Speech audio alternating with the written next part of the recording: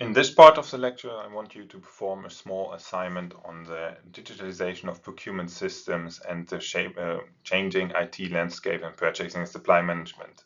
You can use this assignment as an in-class discussion, as an individual assignment to have a look into how the IT landscape and procurement looks like, or you can use it in a group environment or a lecture environment in order to deepen the knowledge in the field.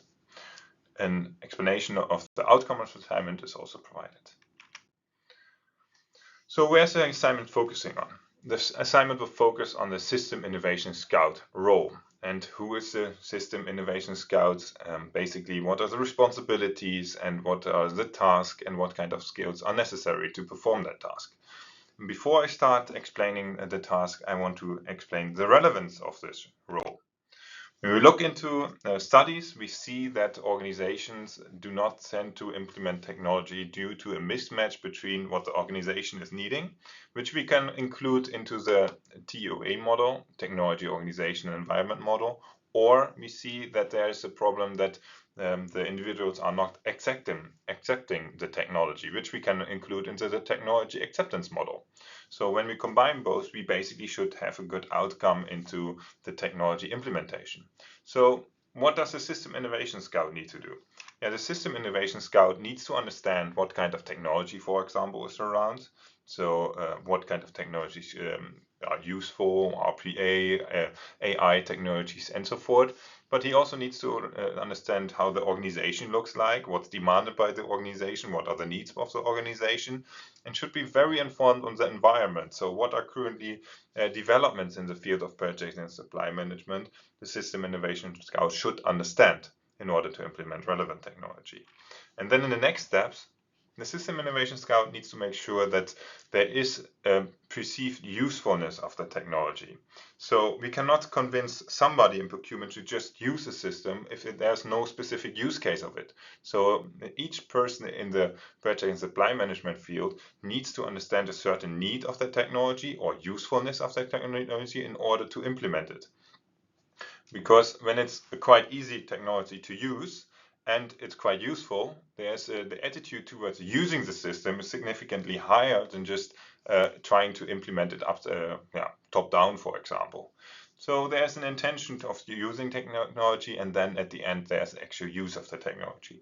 Therefore, within purchasing and supply management, we should not top down implement everything we think is maybe necessary, but we should very much look into the use cases and the usefulness of the system for the individual. So for this, I tried to develop a small assignment, which is basically focused on some vision. So what do we actually try to achieve? Some prioritization. What kind of problems are we solving here? A search for a system. So what systems are available? We should maybe experiment with the system, try to implement it, and grow the system by actually getting the capabilities necessary to implement it or necessary to run the system. I detail this assignment a little bit further. So first of all, the objective of the assignment is to explore the different kind of solutions in purchasing and supply management. So we can utilize, for example, a solution finder, I provide the link here, to identify and analyze procurement software solutions across 4 key categories. Here we can look into, for example, what kind of solutions are around for sourcing to contract, what kind of procurement to pay systems are there, contract management or negotiation tools.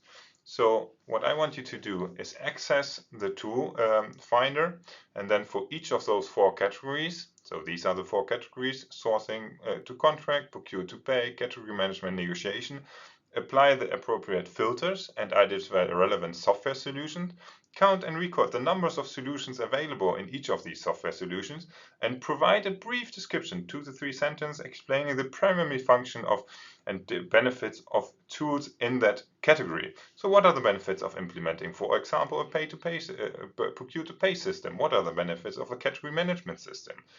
And then after that, list one example of a software solution for the category, for each of these categories, including its name and a short description and key features. So I hope by doing this, you get an understanding of what kind of solutions are around, where we have many solutions around, where we don't have that many around, what the solutions can do, and how these kind of solutions look like. Have fun and see you later. In the next part of the class, which will be focusing on digital strategic sourcing processes.